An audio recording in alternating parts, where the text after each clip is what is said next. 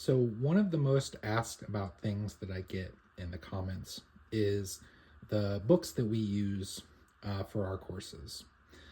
So again, I'm in a material science and engineering program, and we have an undergraduate class on ceramics, and it's a survey or an introduction to the kind of sub-discipline of ceramic materials. And this here is the textbook that we use for that course. So this is called Fundamentals of Ceramics, and it's, as you can see there, by the author Barsoum. This was published in 2003. I believe this is the first edition. There might be a second edition as well that's published more recently. But this is the textbook that I use.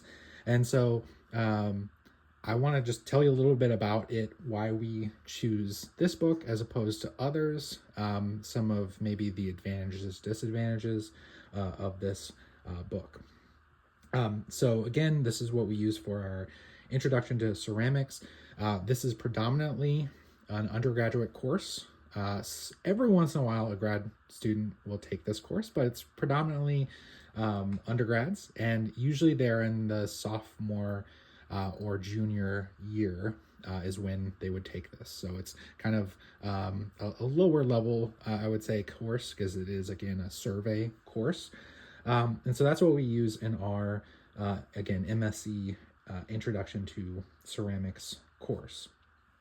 As the name implies, it's a good fundamental text for ceramics.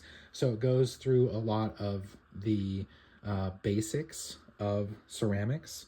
So that could be bonding, structures, thermodynamics, defects, and so forth. Right. So it's got a lot of that useful information. And that's predominantly why I like it, because it has a good survey of topics that goes over the fundamental kind of science nature of ceramics.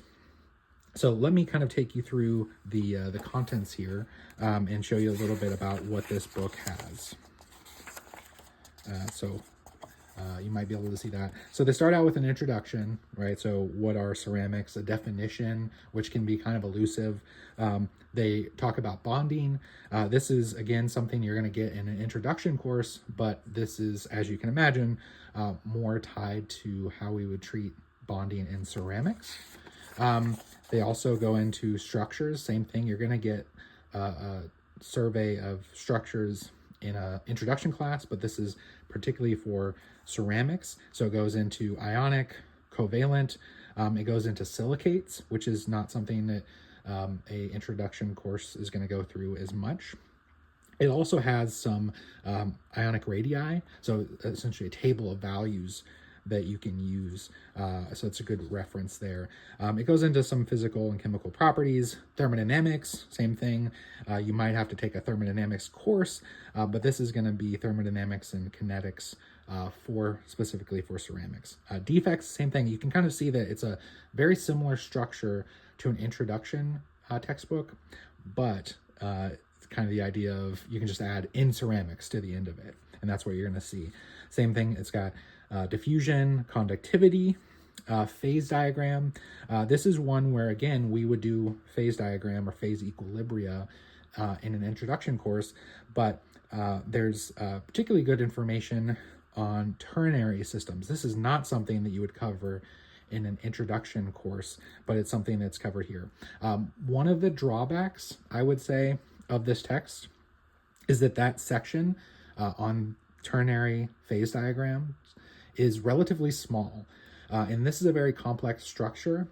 And so if you're wanting to have more information about ternary phase diagrams, you're probably going to have to supplement with another resource. That's something that we do in our course as well. So there's lots of good resources out there just for ternary phase diagrams. But then it has a section on glasses, so inorganic glasses. That's a good section. Centering grain growth, good for explaining the solid state properties of ceramics. Goes into mechanical properties, what they call fast fracture, because most ceramics break in a brittle fashion. Goes a little bit into some other fatigue creep or crack growth sections, thermal properties, dielectric properties, magnetic, optical. So lots of properties that you can see in this. So again, that's kind of a survey of what this book covers. So I do like this because it covers, again, the kind of fundamental science nature of ceramics. Some sections I particularly like. In this section on mechanical properties, it covers Weibull statistics, which are very important to ceramics and some other fields. So that's a good section. When you sort of scroll back here to defects, they will talk about point defects, and particularly they'll talk about the Kroger-Vink notation, which gets used a lot in ceramics. So that is a good section as well. As we kind of look through this, one thing you'll probably notice is that there's a lot of the fundamental properties, structure, and so forth, but you don't see a lot of processing. And so this is not going to be a great text if you're interested in the processing side. So how ceramics are shaped, how they're formed, and so forth. This does not cover that. So if you're covering those, you would have to supplement this text here. But again, I like this one. This is the one we use because we can kind of go through and look at the fundamentals of ceramics, and we can supplement where we need. For us, again, like I said, ternary phase diagrams, I supplement with that. We'll also supplement when it comes to processing. And so there are some other textbooks I can recommend in a future video. Processing is also one of those good things where if you need to see the process, if you want to see how it works, there's a lot of good YouTube videos that can go through that as well to kind of supplement in sections like that. So again, just a kind of investigation on this textbook, our textbook for an Introduction to Ceramics course that we have. Like I said, in future videos, I'll show you other textbooks we use in different courses, and I can also show you some other ones that I would recommend for different purposes. Like I said here, there are some better ones out there for processing, so I can show you those, and for ternary phase diagrams as well.